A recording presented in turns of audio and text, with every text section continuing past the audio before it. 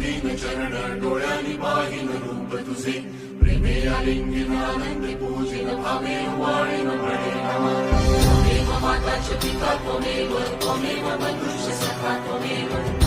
विद्या ब्रह्मं त्वमेव सर्वं मम देव कायेन वाचा मनसेन्द्रियेण वा बुद्ध्यात्मना वा प्रकृतिस्वभावं करोमि यत्